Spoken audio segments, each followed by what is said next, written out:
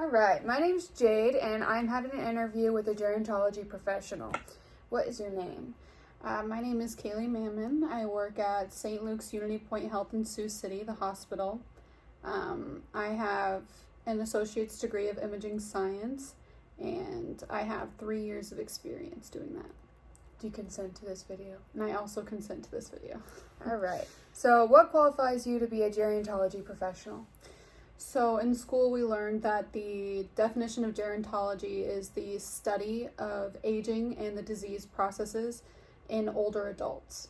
So being in an imaging professional setting, I do CT and X-ray, which means we actually image a lot of the disease processing stages, such as like cancer, brain degenerative diseases like Alzheimer's, dementia.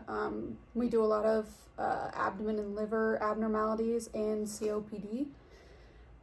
So that is the main way to study these disease processes is through imaging. You have to see it to be able to see if like a tumor has grown or, if their process has gotten bigger.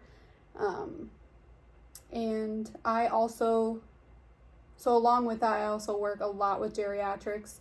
I would say our main patient base is about 80% over 65 years old, even in the ER as well. So I get a lot of hands-on interaction with the elderly.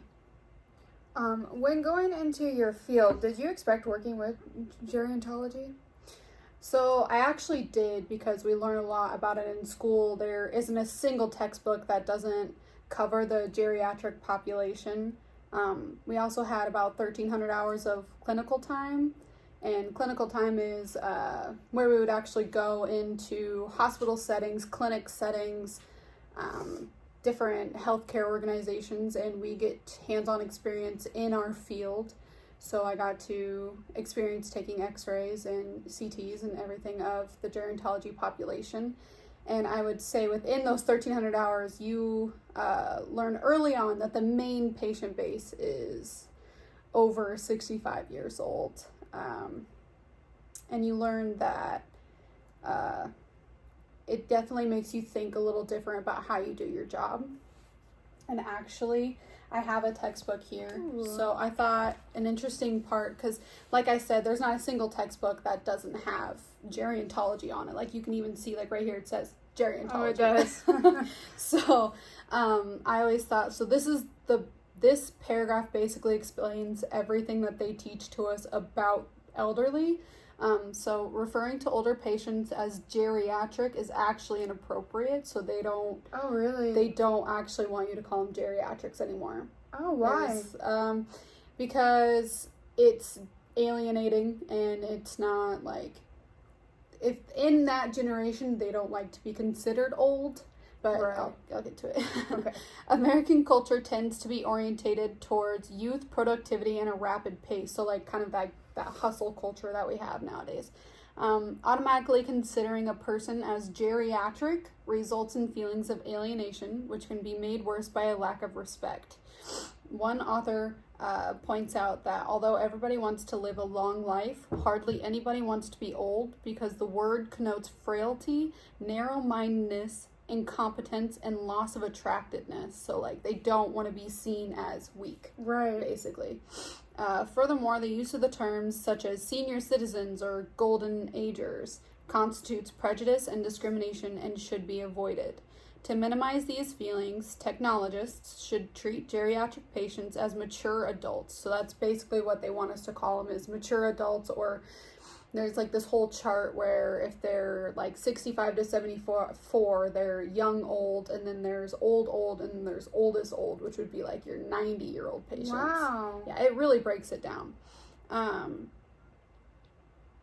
Mature adults with all the normal interaction that would be used with healthier or younger patients. So just talk to them like normal people. Right. Because they are still normal people. I guess if you do see it as like, this person is a geriatric, then you might treat them differently because you see that title on them. Mm-hmm. So because before we even see the patient, we get to see their age and their health condition. Right. So there's already like that prejudgment that you get before they come in. Right.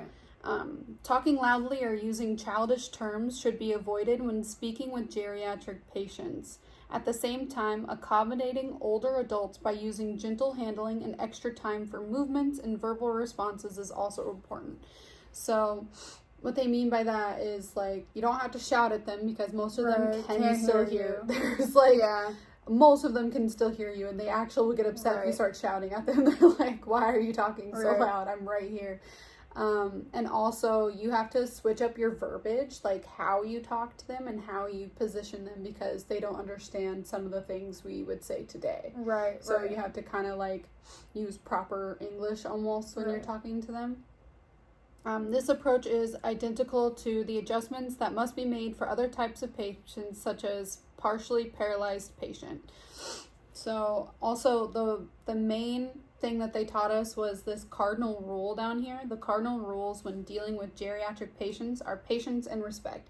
So definitely, if you don't have patience, like, you'll learn it really quick while going through clinicals and doing your job, because they move slower. You have to get them, like, they need more help, and you have to just kind of help them as best as you can so that they don't feel like bad about it, I guess. Yeah, well, and also I also feel like I'm guilty of talking to elderly in a different tone, manner. Like, I feel like when I was a server and stuff, I would be like, so how's it going? And I would act like, I don't know why I would dumb it down for someone when they're actually probably way smarter than me.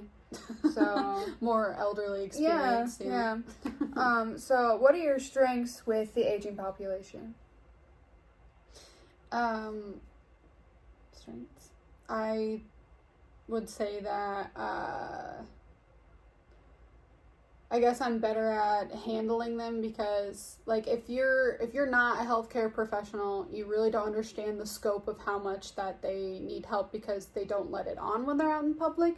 But I would say I'm better at knowing patients' tells. Like, if they don't want to say they need help, but you like step in to help them anyways, and you make them feel like they're not asking for help.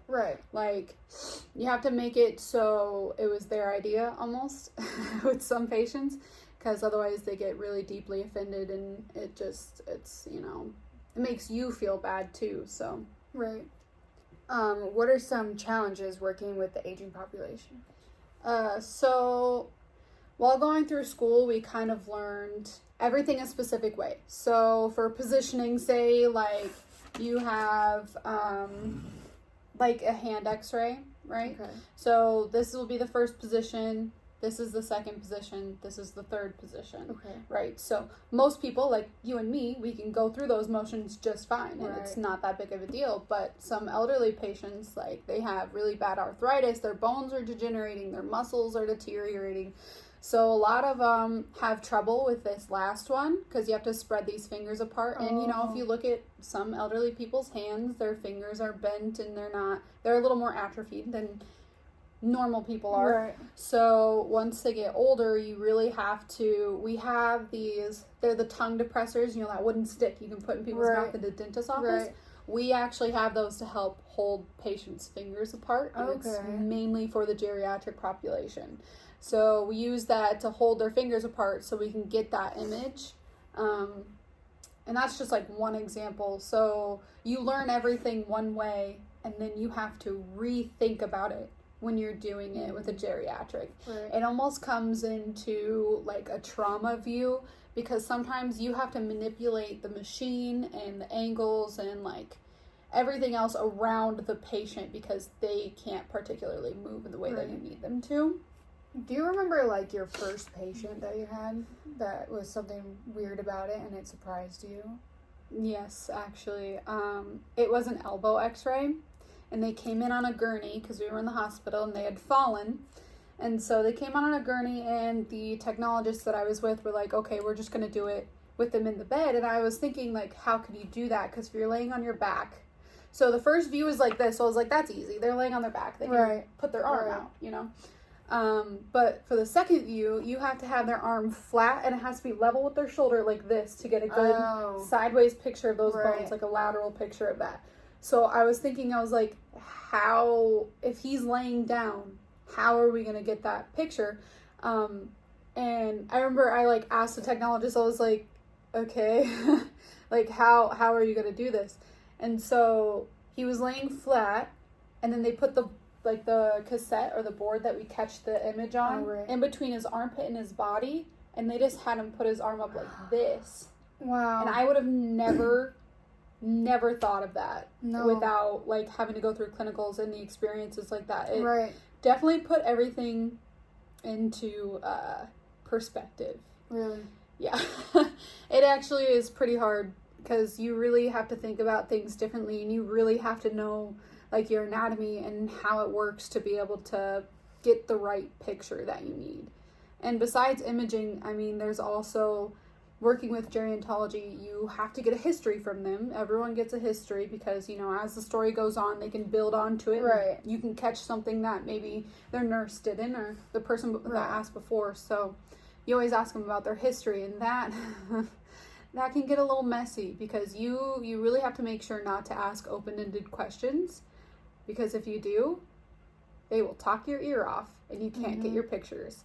So you really have to, which sounds mean, but you really have to ask specific questions that aren't open-ended, because then they'll just start talking to you about their grandkids, and their daughter had this, and this, and so her husband had this, and this, and you're like, okay, but what is wrong with you today? Right. Why did you come in?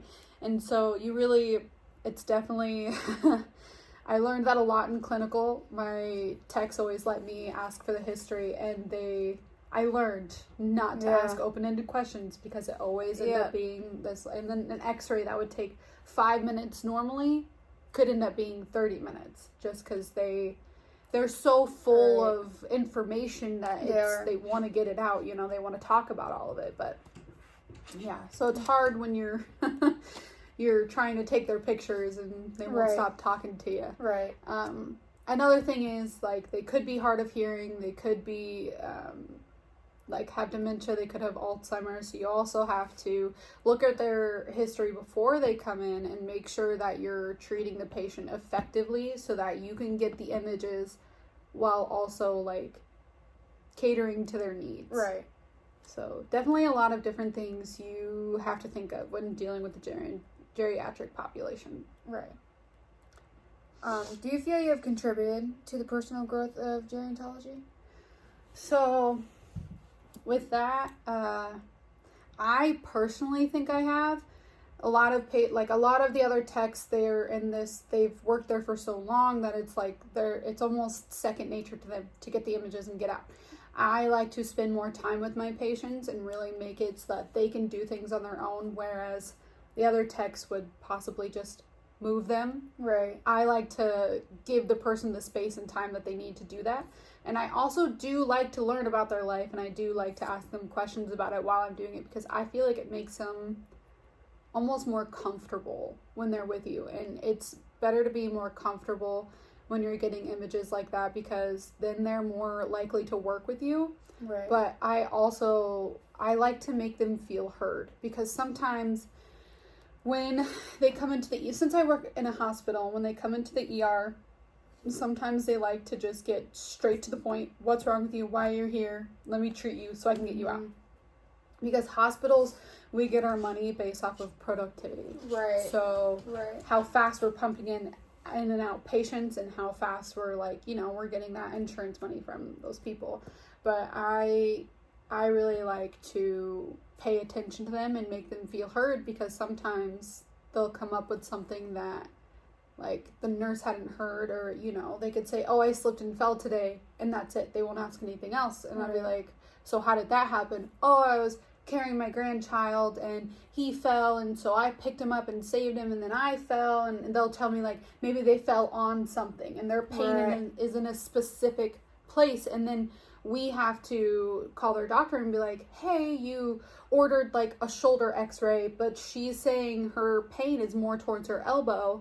Do you want to maybe order like a humerus, like this whole part, just to make sure that we're not missing anything? Right. So our history is really important, and actually talking and getting to know the patient is also very important, because with elderly, yes, you do have to kind of skip around and try to pull out the pieces of information that you need. But you do also really like to get to know them to be able to know what images you should be taking. Because I can't tell you how many times I've had to call doctors, physicians, nurses, RNs, like tell them that I have to change their order that they put in because they just didn't listen a little bit longer. Enough time to that person. And geriatrics, they need time. More time. But yeah. Seems to happen too. Yeah. What policies do you use in your profession? So we have HIPAA, which is like, you know, you can't share information. It's confidential. Patient information is confidential. So we can't, like if their family is in the room, we have to make sure that the patient explicitly says, like, yes, these people can see my images, because if they can't, then we have to put them out in the hall while we take the images. Otherwise, they can be behind the screen and they can see the images as they come up. So that's one thing. Another thing is, like, you can't, like, image, like, your family either, though, right? No, only if I'm the only one there. But I can take the images, but I wouldn't be able to go into your chart and bill for them. I wouldn't be able to go into, we have this thing called PACS. That's where all of our images are. I wouldn't be able to go into that because all of your previous images would be in there. Right. So it's just, it's kind of a tricky situation, especially since I'm overnight. I am the only one there. Mm-hmm. So if one of you guys did get hurt and you had to come in and get, like, scans or x-rays, I could do them because I'm the only one there. But I wouldn't be able, I don't believe I'd be able to get into your chart. So, yeah, but I might be able to if you were to call and say that I would be able to look at your chart and they could put that in there. But other than that, like, it's kind of a fine line that you dance with that. Another policy we have, so we have a bunch of policies at St. Luke's that the hospital follows, and not really, like, they're not, like, strict policies, but they're, like, our values and stuff. Right. So we have these thing called focus values. So focus is all in caps, and it's an acronym. So the F means foster unity. So it's, like, kind of telling you to make your environment within the hospital better. And so it's just, like, be kind to one another. Just the golden rule, you know, treat others how you want to be treated. O for own the moment. So, like, take charge, you know, always be present, never, like, just dissociate and say, oh, it's just my job, because these are people, you know, they are people coming in, they're sick, they're hurt, they need help. So definitely own the moment just means, like, be present, be there, help, like, be a part of the team. Then we have C is champion excellence. So it's, like, always strive to be the best that you can be in your job. Mm-hmm. So we have these, like, meetings every day, and they're just called close the loop. There's, like, this circle of stuff that they talk about every day, which I'm not really a part of anymore since I'm overnight and no one's there. But it's just, like, they try to tell you, like, with our productivity and what we should be doing, and we have continuous learning modules. Like, we have to keep continuously learning. So, and, like, things change, and so then you have to update your policies, and yeah, but that's a lot. We just got a new manager, so actually there's over 400 policies just for radiology. Wow. That they're going through right now, and, like, just revising. It's well, it's good that they're revising though, because some policies are probably pretty old, and times are changing, so like, everything else needs to change. Yeah. So St. Luke's is definitely a little behind in the evolution process. Just the radiology department, I would say. We finally got some new managers in, and they're putting in the work for sure. That's good. I left off at C. U just stands for Unity Point Health, just stands for us. And then S is seize opportunities. So they're always pushing you to gain more opportunities. They actually encourage you to look for opportunities, obviously, within the Unity Point Health system. They don't want to lose you. They don't want to lose you, but they are definitely pushing you to look for opportunities to be, like, the charge radiology tech, or to go into a different modality. So they pushed me because I wanted to be just X-ray, but then they were like, okay, but if you want to do overnights, we can teach you CT for free. and so that's what I'm doing. So they pushed me to get this extra modality under my belt, which is nice. It's more experience. And then we also have our vision policy, which is best outcome every patient every time. So that's pretty obvious. Like you definitely, you want to treat everyone the same. You want to make sure that you're doing the best for every patient. Best that you can. Yeah, you don't want to leave anybody behind or anybody out just because you think they might be faking it or they might be just coming in for ulterior motives. Like you treat everyone the same regardless of their appearance, their age, their race, everything. You don't want to treat anyone different. And then we have our brand promise, which is know how much you matter to this world, which that's a pretty wide statement. You see it all over. It's on the billboards. It's on the hospital building. It's like, know how much you matter. And they take part in those, those little, they're like purple chat bubbles signs. Oh, everywhere. The kindness. Be kind or whatever, or kindness. Yeah, they are a part of that. So they did all of that. And they have plenty of outreach programs that, touch base everywhere. So that's our brand promise, but for radiology alone, for my field, we learn this in school, and it's actually on our boards exam that we have to know it. It's ALARA, so it's ALARA, and it's, again, caps, and it's an acronym. It means as low as reasonably achievable. So that just means that you have to give the least amount of radiation as possible. So if they're like a younger age, like say 18, like 16 to 18, puberty age, you want to really make sure that you're shielding them with lead to stop the radiation from getting to their like reproductive organs. And you want to make sure you're getting the position right the first time, so you don't have to retake the image. Right. So that was really stressed, especially when you're going to clinicals. Like, you really try not to overexpose patients. Like, obviously sometimes you make that mess up, or a patient moves and you can't do anything about it. So you really have to pay attention and get the image right the very first time. Yeah. Is there any other like experiences you've had with geriatrics that have surprised you or made you feel like uncomfortable, or with geriatrics? Well, I mean, not really. I think that a lot of people look at it and they think that they're going to be so different.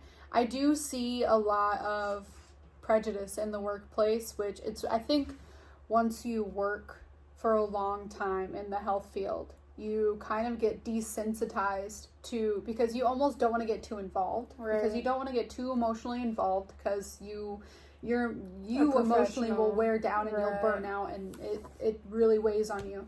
So I think a lot of the time, a lot of people are just desensitized to it, and they're not as kind as they should be. And I think when they see that age marker on a patient, they just assume someone is coming in and they're not capable of doing anything, which is not right at all. So they'll be like, are you capable of standing? Are you capable of doing this? Are you capable of doing that? And I think a lot of the time, you don't really need to ask that question. Right. All you have to do is say, hey, I need you to put your chest against this board to get this chest x-ray. And then if you see them kind of struggle to get up, you can be like, oh, I can help you. Let me help you with that, like, oxygen tube or something. And then I don't think you have to explicitly ask most of the time, like, are you capable of doing this? Because I just, like, if they're not capable, they'll tell you. And I just feel like a lot of people will take that, like, offensively. Yeah. Like what you said in your book. Yeah. I feel like a lot of people would take offense to it. I think it's kind of the same equivalent as if you're upset and someone asks you, what's wrong with you? Rather than, are you okay? Right. You know, it's kind of like that kind of feeling, because you're, like, you could ask in a better way. Yeah. You can definitely ask in a better way. You can be like, well, if you need any help, I'm right here. I can help you. Just let me know. Yeah. You don't have to say, are you capable of doing this? Yeah. Because that just puts such a negative connotation on things. And I know I've had, like, some bad experiences in the health field when they, like, treat me badly. So I couldn't imagine how, like, the aging population would feel, because they already didn't have patience for me. Like, you know, and you have to have more patience for them, so I couldn't imagine, like... I also find it useful to either relate something from your family experience or your experience to what they're going through. So you kind of make them feel validated in what they're feeling, because, you know, sometimes they just come in because their hip hurts and they want to x-ray it, make sure everything's okay. And you just kind of want to tell them, like, it's okay. I mean, it's rather to be safe than sorry. What if you do have a fracture in there? Right. Because that can get progressively worse, and then it could be a break, and then you can't move. And you could be alone in your house and you are unable to get up. Yeah. So it definitely, it's something to think about when you're working with geriatrics, is just kind of trying to relate to them, which it's hard because of age difference. But right. I mean, you know. as long as you've been around people, but you can't categorize them all together, because like everyone's their own individual, so you can't like expect all of the aging population to be the exact same. Right, like case in point, our grandparents. Right. Grandma Ben and Grandma Jones are the same age, but one is very deteriorated and one is healthy, still working, up and running, like never sitting down. And you do have to treat them differently when you're around them, because... So age is definitely just a number, because you never know what they're going to come in like. And you don't know and a lot of the geriatrics is based off their medical, like, history.